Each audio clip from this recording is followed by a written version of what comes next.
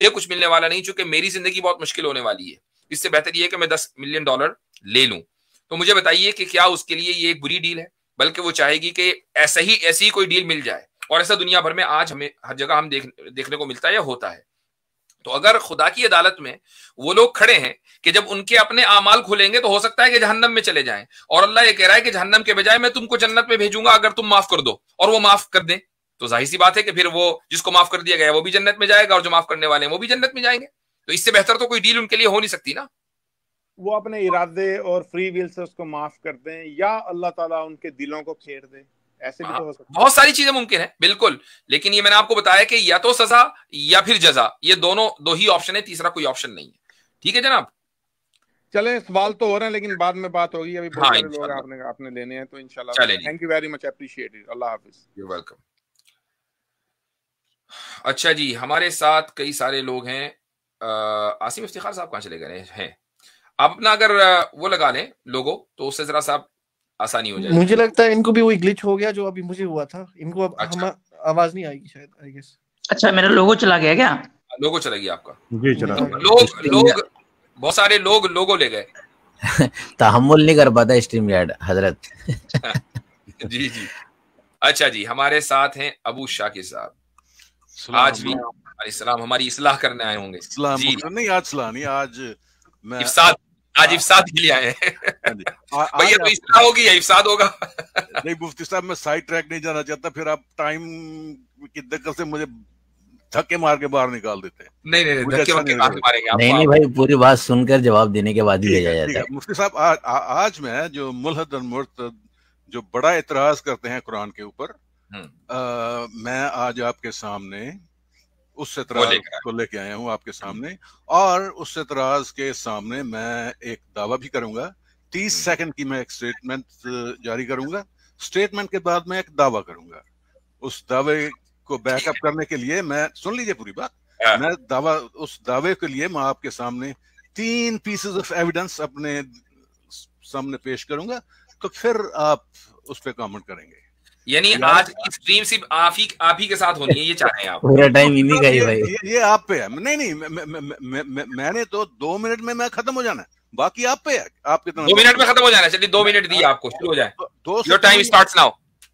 Okay मुफ्ती साहब, मैं एक इस्लामिक स्टेट में रहता हूं जहां पे हमारी शरीयत पूरी तरह से नाफिज है। मैंने एक 7 साल की लड़की से शादी की, उसके वली की इजाजत के बगैर। 2 महीने के बाद मैंने मैरिज को कंसुमेट किया, यानी कि हम बिस्तरी कर ली। मेरा यह दावा है कि जो हमारी शरीयत है बड़ी वाज़ेह है कि आप किसी भी लड़की से हम बिस्तरी नहीं कर सकते जब तक वो हम बिस्तरी को बर्दाश्त ना कर सके। ये मेरी होगी स्टेटमेंट। अभी मैं आपके सामने एक सबूत आपको भेजने लगा हूं। क्या शरीयत क्या कहती है? ये पहला पीस है, American jurist online, assembly of American jurist online. इसको जारी किया है डॉक्टर साले अल-सावी ने, जो कि अल हज़ार के ग्रेजुएट हैं, यूनिवर्सिटी ऑफ मदीना। सलाह सावी भाई, मैं जानता हूं उनको। माफी साहब, माजरत, अगर गलत नामों में गलती हो जाए तो मैं माजरत करता हूँ। जी। मदीना की यूनिवर्सिटी से उन्होंने, मैं पर्सनली जानता हूँ उनको। जी आप आगे बोलें। सुन लीजिए, मैं जी बोले। दूसरा भी, ये भी एक इस्लामिक ऑर्गेनाइजेशन है और ये भी उनसे बिल्कुल इत्तेफाक करते हैं, तो इसका भी मैं लिंक आपको भेज देता हूँ। तीसरा पीस ऑफ एविडेंस मेरे सामने है। एक मिनट, ये कह क्या रहे हैं ये लोग? ये लोग कह रहे हैं कि शरीयत इस मामले में बिल्कुल साफ है कि आप किसी भी लड़की से हम बिस्तरी नहीं कर सकते अगर वो हम बिस्तरी बर्दाश्त ना कर सके। अगर वो हम बिस्तरी बर्दाश्त करे तो आप उससे हम बिस्तरी कर सकते हैं, चाहे उसकी उम्र कोई भी हो। तीसरा पीस ऑफ एविडेंस मेरे पास है, वो बड़ा इंपॉर्टेंट एविडेंस है, वो है मुजद्दिदुल मिल्लत। हाँ जी, अशरफ अली थानवी। हाँ जी, मौलाना अशरफ थानवी की किताब बहिश्ती ज़ेवर। हाँ जी, पहले बता रहा हूँ मैं आपसे पहले ही बोल रहा हूँ, कहाँ से ला रहे हो जी? बहिश्ती ज़ेवर से। अगर आप चाहें तो उसके पेज नंबर 76 में वो क्या कहते हैं, आर्टिकल 5, वो आपको तो मालूम होगा। अगर आप चाहें तो मैं पढ़ के सुना सकता हूँ। ये मेरा डिफेंस है, पढ़ के सुना दीजिए, लोगों के सामने आ जाए, तभी तो हम जवाब देंगे। ठीक है। If a person has sexual intercourse with a minor girl, अगर आप एक कम उम्र लड़की से हम बिस्तरी करते हैं, जो मैं कर रहा हूं। आप कर रहे हैं? आप बिल्कुल 7 साल की। नहीं सर, पब्लिकली ऐसी बातें नहीं बताया करते। ठीक जी। Ghusl will not be obligated for her, but she should be in order to get her into the habit, she should be made to bath, and I do that. मैं उससे हम बिस्तरी के बाद बिल्कुल कहता हूँ कि आपको गुस्ल करना होगा। अभी बॉल आपके कोर्ट में है।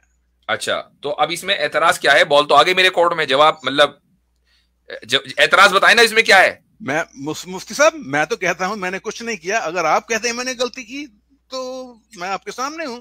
जब आप खुद ही कह रहे हैं कि 7 साल की लड़की से आपने एक इस्लामी रियासत में शादी की वली की इजाजत के बगैर, तो पहला डंडा तो यहीं पड़ेगा, ठीक है, पहला वायलेशन। उसके बाद आपने 2 महीने के बाद कंजुमेशन कर लिया, ठीक है, और अभी लड़की यानी कंजुमेशन अभी कंजुमेशन की उम्र उसकी नहीं हुई है, ठीक है, आपने उससे कंजुमेशन कर लिया, तो ये दूसरा डंडा पड़ेगा, ठीक है। ठीक, अब उसके बाद इसको सपोर्ट कर रहे हैं डॉक्टर सलाह सावी, राइट? जी हाँ, ठीक। अब आप ये कह रहे हैं कि इससे कॉन्ट्रडिक्ट कर रहा है हजरत थानवी का फतवा, जो ये कह रहे हैं कि गुस्ल वाजिब नहीं होगा। नहीं, मैं वो सपोर्ट कर रहा है मुफ्ती साहब। हाँ, नहीं, वो ये कह रहे हैं कि गुस्ल वाजिब नहीं होगा। हाँ, अगर मैंने उस लड़की से जिससे मैंने शादी की है, मैंने उससे हम बिस्तरी कर ली है, हाँ, तो उसके लिए तो वो ये कह रहे हैं कि हम बिस्तरी करना ठीक है। हाँ, उससे हम बिस्तरी कर सकते हैं, लेकिन अच्छा, हाँ, लेकिन उसके बाद उसको। अच्छा, एक मिनट, अब जिस जगह वो जो 70 पेज नंबर 76 है, वो उसका वो किस चैप्टर का, वो चैप्टर पढ़िए, क्या है? गुस्ल का बयान है ना। उसमें आगे ये भी लिखा होगा कि अगर एक आदमी ने जानवर से वो कर लिया, इंटरकोर्स कर लिया, तो उसको गुस्ल करना है नहीं करना, ये भी लिखा होगा। लिखा है कि नहीं? भाई लिखा है। मैंने जानवर से हम बिस्तरी नहीं की, इट्स नॉट एप्लीकेबल। नहीं, मैं बता रहा हूँ कि वही 7 साल वाली बात फिर सच्ची समझे हम। हाँ ये बात देखिए, जब इससे पहले मैं जानवर से हम बिस्तरी पढ़ूं, इससे पहले मैं जानवर किसके साथ हम बिस्तरी करूं, तो मैं ये पूरा पढ़ लूंगा। इससे पहले मैं नहीं करने लगा। ये सही है। 7 साल वाली बात सच्ची समझे और रिपोर्ट कर दें चाइल्ड अब्यूज को, पकड़े जाएंगे। मैं तो इस्लामिक स्टेट में रहता हूँ, वहां पे तो ये अलाउड है। अच्छा, तो अब आपको ये कह सकता है, हालांकि आपने नहीं बताया, मैं खुद बता रहा हूं। मैंने इसीलिए आपसे पूछा कि चैप्टर कौन सा है। चैप्टर गुस्ल का है, चैप्टर निकाह का नहीं है। एक आदमी, मैं कहता हूं कि कहीं भी चाहे वो मसलन जिना करे, तो जिना के बाद अब उसको पाक होना है, तो उसको गुस्ल का तरीका बताया जाएगा कि नहीं बताया जाएगा कि भाई गुस्ल करना है। लेकिन ये इससे ये साबित नहीं होता कि वो जिना ठीक हो गया, चूंकि जिना करने के बाद एक इंसान को अपनी नॉर्मल जिंदगी में लौटना है कि नहीं लौटना। बुराई करने के बाद उसको नॉर्मल होने का मौका मिलना चाहिए कि नहीं मिलना चाहिए। एक आदमी ने जानवर से इंटरकोर्स किया, जानवर बन गया वो, इसकी शरीयत में कोई गुंजाइश नहीं, हराम कतई, सब ठीक है। यानी दुनिया में कोई भी आदमी इसको दुरुस्त नहीं कह सकता, इल्ला ये कि वो यानी ठीक ठाक मुल्हिद हो, तो बात अलग है। लेकिन इसके बावजूद भी, इतना घनावना अमल करने के बावजूद भी, उसके लिए वापसी का रास्ता खुला होना चाहिए। अब जब वो वापस आना चाह रहा है, तौबा करना चाह रहा है, नमाज पढ़ना चाह रहा है, अल्लाह के सामने हाथ उठाना चाह रहा है, तो पहले पाक होगा कि नहीं? तो यही कहा जाएगा कि पहले पाकी इख्तियार करो। यही सूरत हाल इस बच्ची के मामले में भी है जो आपने पढ़ा है। लेकिन चूंकि आप इस्लामी रियासत में रहते हैं कि जहां पर इस्लामी कानून है, और आपने वली की इजाजत के बगैर निकाह किया है, तो कोड़े पढ़ने के लिए तैयार हो जाए। वली की इजाजत से मैंने कहा शादी किया है। आपने कहा वली की इजाजत के बगैर नहीं, इजाजत से मुफ्ती साहब। मैंने भाई लिखा, आप जब बोल रहे थे मैं लिख रहा था। मुफ्ती साहब इतने में ही पलट गए। मैं लिख रहा था, मैं इसको दोबारा चला दूंगा, मैं लिख रहा था जब आप अगर मैंने बोल भी दिया, it can be an error. ठीक, अब जब आपने वली की इजाजत से निकाह किया, चलो एरर मान लिया आपने, अब वली की इजाजत से निकाह किया और उसके बासलाहियत होने से पहले कंजुमेट कर लिया, तो भी कोड़े पड़ेंगे। सलाहियत थी तभी तो कर किया। दो महीने मैंने डिले किया। 7 साल की उम्र में आपने निकाह किया, 2 महीने डिले किया। हाँ जी, ठीक है, तो वो बासलाहियत हो गई थी, वो बासलाहियत हो गई थी। बिल्कुल, 2 महीने इसीलिए उसको तैयार किया। यानी फिजिकली, एक मिनट, फिजिकली और मेंटली बासलाहियत हो गई थी मेरे मुताबिक थी। बिल्कुल, मेंटली का नहीं था, लेकिन जरूरी के बारे में बात हो रही है, उस लड़की के बारे में बात है। उस फिजिकली, हाँ, आप तो ये भी ठीक है, बिल्कुल तैयार थे। फिजिकली और मेंटली अगर वो मैच्योर थी और वली की इजाजत से निकाह हो गया, तो अब प्रॉब्लम क्या है? अब बताइए। मैं तो कहता हूं मुझे कोई प्रॉब्लम नहीं, मुझे ये इजाजत है, मुफ्ती साहब इन्होंने जो तीनों फतवे लाके दिए हैं वो उनके लिए है जहाँ फिजिकली वो मैच्योर नहीं हुई है। अब यहाँ ये दावा कर रहे हैं वो फिजिकली मैच्योर हो गई है, तो ये तीनों फतवे आपके एविडेंस में है कहाँ वो? देखिए वो जो क्राइटेरिया है वो बर्दाश्त है। जी नहीं, बर्दाश्त नहीं है। क्राइटेरिया है एलिजिबिलिटी, कि वो एलिजिबल है कंज्यूमेशन के लिए।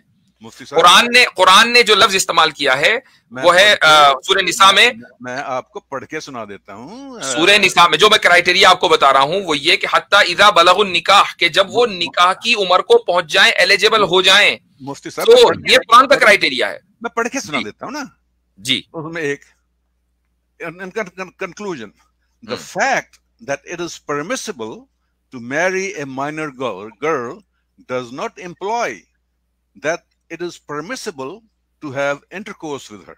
Rather, the husband should not have intercourse with her until she becomes able for that. और हम क्या कह रहे हैं भाई? जब तक वो हम बिस्तरी के काबिल अच्छा, नहीं ये तो आप हमारा सपोर्ट कर रहे हो। बात डिफरेंट की तरफ से लड़ रहे हैं अबू शाकिर साहब, आप केस हमारी तरफ से लड़ रहे हैं या अपनी तरफ से लड़ रहे हैं, समझ नहीं आ रहा।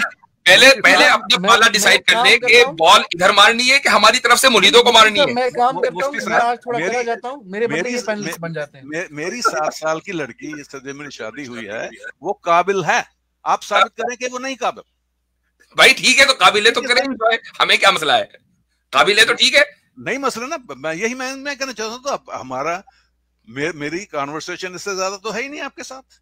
तो भाई we are on the same page. हम भी यही कह रहे हैं कि काबिल है तो निकाह करो, काबिल है तो मैरिज कंज्यूमेट करो, नहीं काबिल है तो नहीं करो। हम भी यही कह रहे हैं। मुफ्ती साहब मैं आपका इतना शुक्रगुजार हूँ कि हम एक पेज पे हैं। हाँ जी जी जी जी, बिल्कुल एक पेज में है और आई थैंक यू सो मच आपने। लेकिन देखिए वो पेज जो है ना वो बेगैरती वाला नहीं है। मैंने कभी कहा बेगैरती है, मैं तो गैरतमंद इंसान हूँ। अरे पिछली मर्तबा आपने अपनी बेटी को पता नहीं क्या क्या उसकी मिसाल दे दी थी। मुफ्ती साहब वो आपने एक छोटा सा हिस्सा सुना है, पूरी टेप नहीं वो छोटा सा हिस्सा नहीं था। आप ये कह रहे थे कि मेरी बेटी अगर जो है बिल्कुल बरहना हो जाए और जिना कर ले, मुझे कोई एतराज नहीं है वगैरह वगैरह, शादी से पहले सब आपने अपना, आपकी तो रिकॉर्डिंग मौजूद है। तो भाई देखें, वो पेज जो है वो बेगैरती वाला पेज नहीं हो सकता, उसमें मैं आपके साथ बिल्कुल नहीं हूँ। अच्छा नहीं ठीक है मुफ्ती साहब, चलिए ठीक है। वो उस मामले में अगर आप दोबारा गुफ्तगू करेंगे, इससे जाते जाते जी आपने लॉजिक की बात की है, तो मैं छोटी सी इलॉजिकल चीज आपके सामने पेश करता हूं। अगर आप इसके लिए अभी पेश करने की जरूरत नहीं, वो आप अभी तक करते ही आ रहे थे, लेकिन मजीद आप इलॉजिकल कोई चीज पेश करना चाहें वो कर सकते हैं। जी मैं वही कर रहा हूँ जी। मुफ्ती साहब अल्लाह जो कुरान में बार बार कहता है कि वो ऑल मर्सीफुल है, और अल्लाह ये भी कहता है कि उसकी मर्सी जो है आपकी कई माओं से ज्यादा मर्सी है। और ये भी कहा गया है कि अल्लाह ने जब अर्श बनाया, अर्श पे लिखा कि माई मर्सी शल ओवरकम माई रैथ, मेरी रहमत मेरी गज़बे पे हावी होगी। सॉरी मुफ्ती साहब। जी दूसरी तरफ इक्वेशन में अल्लाह ये भी कह रहा है, असल में सहन में गज़वा ही रहता है, चक्कर है इसका गज़बे का। नहीं तैयारी चल रही है मुफ्ती साहब, भूल जाते हैं। तो जी दूसरी तरफ अल्लाह ये कहता है कि वो मुझे जोज़फ की आग में भी जलाएगा। तो ये दोनों चीजें कोएग्जिस्ट नहीं करती साथ साथ एक ही किताब में। ठीक जी, इसका कोई साहब मैं चाहूंगा कि आसिम भाई या कैसर भाई दोनों में से कोई। मैं तो ज़मीनी तौर पे एक अर्ज करूंगा कि जो उन्होंने 7 साल वाला आगे वो बता रहे थे, और आपने बताया कि उन्होंने बाद में कुछ अपनी फैमिली मेंबर्स के बारे में ऐसी बातें कहीं।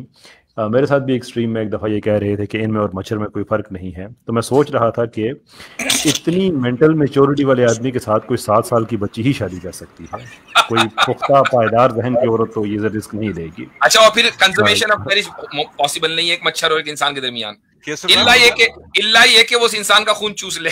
केसर साहब मेरा रिस्पांस आपके साथ यही है, मेरा रिस्पांस आपके साथ यही है। आप इसे समझते हैं कि वो बेवकूफ लड़की थी और मैं बेवकूफ हूँ, पर शरीयत के मुताबिक वो आपको बेवकूफ नहीं कह रहे हैं, शरीयत के मुताबिक स्टेटमेंट दोहरा रहे हैं कि आपने अपने आप को मच्छर बोला था, बेवकूफ नहीं, मच्छर की बात हो रही है। नहीं मुफ्ती साहब, कबीरा हम सबसे बुरे, हम तो भले सबको है। अच्छा आसिम भाई इस ताल्लुक से आप कुछ जवाब देना चाह रहे थे? जी अबू शाकिर भाई, असल में आपने ना जो यानी कि जहन्नम में जो जलना है वो आपने उसको गजब से जो है वो यानी कि समझ लिया कि वो गजब की वजह से, वो असल में अदल की वजह से। तो अल्लाह ताला की जो सिफत है वो रहीम होना या जब्बार होना, कहार होना नहीं है, साथ में अदल भी है ना। तो अदल की बुनियाद पे जो है वो उसके अदल के अंदर भी रहमत शामिल होती है। अदल भी जो है वो रहमत का ही एक मजहर होता है। तो जब अदल किया जाता है तो वो उसके अंदर एक के साथ अदल करके अगर कोई एक निशान इबरत बनाई जाती है तो वो रहम जो है वो पूरे समाज के ऊपर किया जाता है, वो सारी सोसाइटी और जो बाकी पसमानदा सारे लोग हैं उन सबके साथ किया जाता है। तो आप जो है वो इसको एक बाइनरी में सिर्फ क्यों देखते हैं सारे निज़ाम को? इसलिए मैंने इससे पहले जो स्ट्रीम हुई थी मैंने कहा कि इस्लाम कोहेरेंस है। आप इस्लाम के अंदर से उसकी कोहेरेंटी को हटा के नहीं देख सकते। तो शायद आप इस नजरिए से देखेंगे तो फिर ये सारी चीजें समझ में आएंगी कि गजब, रहमत, अदल, जबर, कहर, इन सब का आपस में क्या ताल्लुक है और ये कैसे फंक्शन करते हैं। आप बाइनरी में देख रहे हैं रहमत और गजब को। ठीक है मुफ्ती साहब, आपका जवाब आ गया है। उसके बैठ के थोड़ी देर बाद आधा पौना घंटा किसी वक्त मिला तो इसके बारे में सोचूंगा और फिर आपसे दोबारा मुलाकात हो जाएगी। थैंक यू वेरी मच मुफ्ती साहब, आज मुझे बहुत अच्छा लगा बात। 7 साल की जो बच्ची है उसको भुलाना पड़ेगा सोचने के लिए, उसको भुला के फिर सोचिएगा। ठीक है ठीक है चले सही, ठीक है, बाय। अच्छा जी, अमेजिंग कैरेक्टर है। हाँ जी बिल्कुल। अच्छा वो एक साहब थे, मैं उनको लेने वाला था, वो चले गए शायद। अबू शाकिर साहब बैक स्टेज आप जरा खाली कर दें। ट्रैक फैक्ट जी, ट्रैक फैक्ट साहब जी। अस्सलाम वालेकुम वरहमतुल्लाह। वालेकुम सलाम। वालेकुम अस्सलाम वरहमतुल्लाहि वबरकातुहू। जी हजरत, मेरा ये सवाल था कि एक ही सवाल था कि जैसे नॉर्थ सेंटिनल आइलैंड के जो लोग होते हैं, ठीक है, उन लोगों का तौहीद का मीनार क्या है? मीनार यानी मेयार, सॉरी मेयार, माफ कीजिएगा। हाँ, तौहीद का मेयार क्या है? तो मेयार मतलब समझा नहीं मैं कि तौहीद मतलब, कैसे पहचानेंगे वो? हाँ वही, मतलब उतना अकल और शऊर तो उनका डेवलप नहीं हुआ है। तो इतना अकल और शऊर डेवलप हो गया कि वो शिर्क कर सके? नहीं, क्योंकि वो लोग स्टोन एज की तरह जैसे रहते थे लोग, वैसे अभी भी वो लोग रहते हैं। नहीं वो बात समझ गया मैं। क्या उनके अंदर इतना अक्ल और शऊर डेवलप हो चुका है कि वो शिर्क कर सकें? ये तो मुझे पता नहीं है। अगर इतना अक्ल और शऊर डेवलप हो गया कि वो शिर्क कर सके तो फिर शिर्क का जो ऑपोजिट है तौहीद, उसकी भी अक्ल और शऊर उनके अंदर है। और अगर वो उस अक्ल और शऊर को इस्तेमाल करके कम से कम तौहीद परस्त नहीं बन रहे हैं तो इमाम अबू हनीफा रहिमहुल्लाह का कौल ये है, और इसी तरीके से बहुत से उलमा ये कहते हैं उनके साथ फिर अगर उन्होंने तौहीद का इकरार कर लिया तो वो जन्नत में है, और अगर अपनी अकल की बुनियाद पर तौहीद का इकरार नहीं किया बल्कि शिर्क में लगे रहे तो भी जन्नत में वो नहीं जाएंगे, क्योंकि अकल तो उनको दी है तौहीद और शिर्क के दरमियान इम्तियाज करने की। और बहुत से उलमा, इमाम गजाली और भी दीगर हजरात हैं, वो ये कहते हैं कि अगर उन तक दीन की दावत पहुंची नहीं, इनको कुछ नहीं पता और अकल ने उनको मिसगाइड कर दिया है, तब भी उनका जन्नत में जाना पॉसिबल है। ये 2 राय हमारे यहाँ इस्लामिक लिटरेचर में पाई जाती है। अच्छा, शुक्रिया हजरत, बस मेरा यही सवाल था। और एक छोटा सा सवाल है वली अल्लाहों के बारे में, ठीक है। जैसे हम लोग जानते हैं कि फरिश्ते गुनाह नहीं कर सकते, वो अल्लाह ताला के हुक्म से जो भी काम करते हैं, और पैगंबर भी कुछ गलत नहीं कर सकते। तो क्या वली अल्लाह कुछ मतलब स्टेप्स लेते हैं तो उनमें गलतियां हो सकती हैं? जी हाँ बिल्कुल, अंबिया ही मासूम हैं। इंसानों में सिर्फ अंबिया मासूम और इनफेलेबल हैं। बाकी कोई आदमी कितना ही बड़ा बुजुर्ग क्यों ना हो जाए, कितना ही बड़ा आलिम क्यों ना हो, गलती उससे भी हो सकती है और होती हैं। तो लोग इकरार क्यों नहीं करते हैं उन गलतियों को? वही आपके सामने इकरार कोई करेंगे, वो खुदा के सामने करेंगे। और ट्रैक साहब, इकरार करना, लोगों के सामने अपने गुनाहों का इकरार करना इस्लाम में नापसंदीदा, हराम है। जी हाँ, मना किया गया। नहीं, मतलब गलत चीज को प्रमोट करते, जैसे कुछ कुरान और हदीस के खिलाफ बातें हैं, उन्हें सुनने के बावजूद भी उसे फॉलो नहीं करते हैं। हाँ, तो वो आपको आप कह रहे हैं ना कि कुरान और हदीस के खिलाफ बातें हैं, उनके नजदीक वो कुरान और हदीस के ऐन मुताबिक हैं, तो वो आपके मुताबिक हो सकता है कि वो आदमी जो है वो कुरान और हदीस के खिलाफ बात कर रहा है, उसके मुताबिक वो ऐन कुरान और हदीस के ही मुताबिक बात कर रहा है, उसकी अकल है। अब इसका फैसला कौन करेगा? वो आप नहीं करेंगे, उसका फैसला अल्लाह करेगा कि आपने समझा कुरान और हदीस को सही या उसने समझा कुरान और हदीस को सही। ठीक है मेरे भाई? जी जी जी, उस क़यामत के दिन उसका फैसला होगा। शुक्रिया शुक्रिया। चलिए जी, शुक्रिया। अच्छा जनाब, हमारे साथ हैं पॉसिबल हैं, अभी जोसेफ हैं जी। पॉसिबल साहब, कैसे मुफ्ती साहब? बिल्कुल ठीक। आपकी आइडियोलॉजी की क्या पॉसिबिलिटी है आज? मेरी आइडियोलॉजी की पॉसिबिलिटी कि शायद खुदा के बारे में कुछ तसल्लीजनक जवाब मिल जाए। पॉसिबिलिटी आपके बारे में मैंने पूछा कि आप क्या हैं? हिंदू हैं, सनातनी हैं, जैनी हैं, बुद्धिस्ट हैं, एथिस्ट हैं, एग्नोस्टिक? हिंदू हुआ था पर मैं हिंदू नहीं हूँ। अच्छा, ये मत कहिएगा कि अब आप एग्नोस्टिक हैं। नहीं, मैं पिछली बार मे भी नाम से आया था। वी हैव टॉक्ड पहली बार। पिछले ब्लॉक है आप? नहीं, मैं कह रहा हूँ हम दोनों की बात हो रखी है, कल बात हुई थी। हाँ, कल ही तो बात हुई थी, कल ही तो बात हुई थी ना। तो अब कितनी मर्तबा बात करेंगे इस एक ही मौजू पर? आज नहीं, दूसरा मौजू है ना। आपने सवाल पूछा, मैंने जवाब दिया, तो मैं तो आज के मौजू पे बात करने आया हूँ। चले, आप लॉजिक की बात कर रहे थे। जी जी जी जी जी, चलें, ठीक है, करें। हाँ, तो आप ये बोल रहे थे कि the absence of evidence is not the evidence of the absence। अच्छा, और आप ही से तो बात हुई थी ना, आपसे हमने पूछा था कि आप लॉजिक जानते हैं कि नहीं, इन्हीं से बात थी क्या आसिम भाई? नहीं, वो सूर्या साहब थे।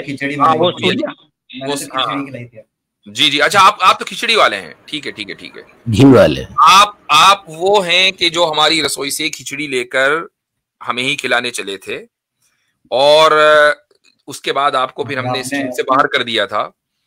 तो आप ये प्रॉमिस कर रहे हैं कि सिविलाइज अंदाज में, चूंकि आपने 2 मरतबा हरकत की है, उससे पहले भी आपने 1 मरतबा की थी, और आपने ये कहा था कि मैं वैसे ही खड़ा था, मुसलमानों ने जो है वो मुझे मुशरिक समझ के मार दिया। ठीक है, वो आपने एक ताना दिया था उससे पहले वाली स्ट्रीम में, मुझे अच्छी तरह याद है। तो आप अगर ये प्रॉमिस कर रहे हैं कि प्रॉमिस कर रहे हैं, तो फिर मैं प्रॉमिस कर रहा हूं। हम तो मशहूरी अपनी सिविलाइज नेचर की वजह से हैं। आप यहाँ जितने भी लोग बैठे हैं, आप इनमें से किसी को भी बदतमीज नहीं पाएंगे। तो इसलिए आप अगर ये प्रॉमिस कर रहे हैं तो मैं आपको अलाउ करूं। मैं आपके घर में नहीं आया, आप मेरे घर पर आए हैं, तो आपको मेरी शर्त और रूल के एतबार से चलना होगा। ठीक है? पर सिविलाइजेशन तो ये कहती है, मैनर्स तो ये कहते हैं कि जब कोई बात कर रहा होता है तो बीच में नहीं बोलते हैं। अगर कोई गलत कर रहा है बात, तो उसको काटना भी जरूरी है। और चूंकि हम एक दूसरे के आमने सामने नहीं बैठे हैं फिजिकली, तो बाज मर्तबा ये समझना कि आपकी बात कब खत्म हो रही है ये मुश्किल हो जाता है, तो इसलिए बीच में फिर बोलना पड़ता है। जी देखिए, मैं जैसे आपके बीच में नहीं बोला ना, बस उसी प्रकार से आपको मेरी बात खत्म होने का इंतजार करना है। नहीं, ये आपका नजरिया ही गलत है। ये जो आप बात कर रहे हैं, ये कन्वर्सेशनल एथिक्स की बात है कि जहाँ पे बहुत से लोग इत्तेफाक से इकट्ठे हुए हैं, वहाँ पे एक दूसरे की बात सुने। लेकिन जब आप एक ऐसे प्रोग्राम में जाते हैं जहाँ पे सैकड़ों लोग बात करना चाह रहे हैं और उनको स्टूडियो में जगह भी नहीं मिलती है, तो वहाँ पे आपको एक्सक्लूसिव राइट्स नहीं दिए जा सकते कि जब तक महाराज की बात खत्म नहीं होती तब तक ना करें। आप एक कॉलर हैं, और कॉलर को प्रोग्राम के टर्म्स एंड कंडीशंस के अंदर रखने के लिए, उसके कॉन्टेक्स्ट के अंदर रखने के लिए बात काटनी पड़ती है। ये अदालतों में भी होता है, ये दफ्तरों में भी होता है, ये प्रोफेशनल प्लेटफॉर्म्स वहाँ पे भी होता है। जिस एथिक्स की आप बात कर रहे हैं वो और जगहों पे होती है, जहाँ पे दोस्त आपस में बैठे हुए हैं, कोई महफिल है जहाँ पे आप गए। This is not that place.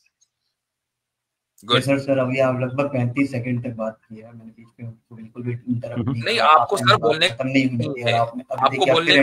हम 1 घंटा भी बात करें तब भी आपको रोकने का हक नहीं है। आप फिर बीच में क्यों कहते हैं? आप बोलने क्यों नहीं देते? खत्म क्यों नहीं होने देते? कैसर भाई ने वही बात बताई आपको कि आप अगर गलत बोलेंगे तो आपकी बात को काटा जाएगा। क्या अब आज हमारा डिस्कशन इसी पे होगा कि कन्वर्सेशनल एथिक्स क्या है? ये कन्वर्सेशन है। नहीं, अगर आप बीच में बोलेंगे तो मैं इस चीज को पॉइंट आउट तो कहूंगा, क्योंकि आपको जो बोलना है भाई जल्दी बोल दो, टाइम नहीं है फिर मैं आगे बढ़ूं। ठीक है, तो आपके लॉजिक के हिसाब से बात करते हैं। जो आपने पहला लॉजिक रखा है कि absence of the evidence is not the evidence of the absence, correct? जी, है ना? हाउएवर, अगर उसके सपोर्ट में आपको उसके एग्जिस्टेंस के सपोर्ट में कोई आपको ऑथेंटिक टेक्स्ट से ये सबूत मिलता है, प्रमाण मिलता है कि ये एग्जिस्ट करता है, तो आप उसको मेयार बना सकते हैं। सही, आपने दोनों रूल्स को मिक्स कर दिया है।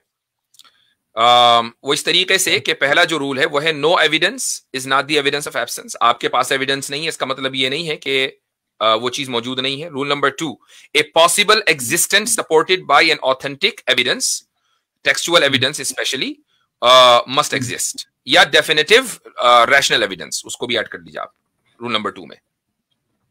ठीक है, तो इन दैट केस आप सही अल बुखारी की हदीस नंबर, हदीस पर बात, हदीस पर आने से पहले क्या आप इन रूल्स को एक्सेप्ट कर रहे हैं? हाँ, मैं आपके रूल्स को एक्सेप्ट नहीं करूंगा तो आप मुझसे बात ही नहीं करोगे ना, फिर तो आप नहीं। तो अगर आप इन रूल्स के खिलाफ कोई बात कहना चाहें, चूंकि बात रूल्स के ऊपर हो रही है ना, बात लॉजिक के ऊपर हो रही है, आप ये कहना चाहते हैं कि लॉजिक सही है या गलत है। अगर गलत है तो आप इसको साबित करें कि गलत है। महज मैं कह रहा हूं और for the sake of argument आप आगे बढ़े, इससे कोई फायदा नहीं है, क्योंकि बात लॉजिकल रूल्स पर होनी चाहिए ना। ठीक है, मैं अगर आप किसी चीज को लॉजिकल तरीके से, आप किसी लॉजिक को एक्सेप्ट कर रहे हैं, तो मैं आपके साथ में एक्सेप्ट इस चीज के साथ एग्रीमेंट दे रहा हूं ताकि मैं आपसे बात कर सकूं। यानी for the sake of conversation है, वैसे नहीं है। वरना आपके नजदीक ये लॉजिकल रूल्स गलत भी हो सकते हैं, राइट? पता नहीं। हाँ, तो अब इसी पर बात करते हैं पहले कि आप क्या समझते हैं कि अगर आपके पास एविडेंस नहीं है, नहीं, आप क्या समझते हैं, आपके पास एविडेंस नहीं है तो इसका मतलब ये है कि अब वो चीज एग्जिस्ट नहीं करती? नहीं, मैं बोल रहा हूँ कि मेरे पास में एक चीज एविडेंस के रूप में पड़ी है जो लिखी हुई है, आपके हिसाब से वो ऑथेंटिक है, आप उसको सही हदीस कहते हैं, तो आप वो सही हदीस ओपन करें और आप भाई, मैंने आपसे एक सवाल किया है कि आपके पास अगर एविडेंस नहीं है तो क्या ये इस बात की दलील है कि वो चीज मौजूद नहीं है? क्या आप इसको तस्लीम कर रहे हैं? और नहीं कर रहे तो उसको तोड़ करें। हाँ, क्योंकि ये लॉजिक है, क्योंकि ये एक, हाँ, because that is a rule of logic. अभी थोड़ी देर पहले आप ये कह रहे थे मुझे पता नहीं है, गलत भी हो सकता है। खैर, तो बड़ी जल्दी बदल जाता है, उस दृष्टि से नहीं है। अब अच्छा चले, ठीक है, कोई वो हदीस बताइए कौन सी है। ये हदीस नंबर 3 है रेवल्यूशन की। भाई किताब कौन सी है? हदीस 4। किताब का नाम हदीस 4 क्या मतलब? अच्छा, जिसमें बुक ऑफ रेवलेशन में ये है कि अहयानन यातीनी मिस्ल सलसलतिल जरस, वो वाली हदीस है क्या? जिस बुखारी हदीस नंबर 4। Yes sir. अच्छा जी, इसमें लिखा हुआ है कि जब रिवलेशन होती तब आसमान से आवाज आती थी और एंजल आया था। That is the everything, right? ठीक। अब आपने कभी रिलीजियस ऑडिटरी हेलुसिनेशन के बारे में पढ़ा है? कभी साइकोलॉजिकल कंडीशन होती है, पूरी बात कर लीजिए जी।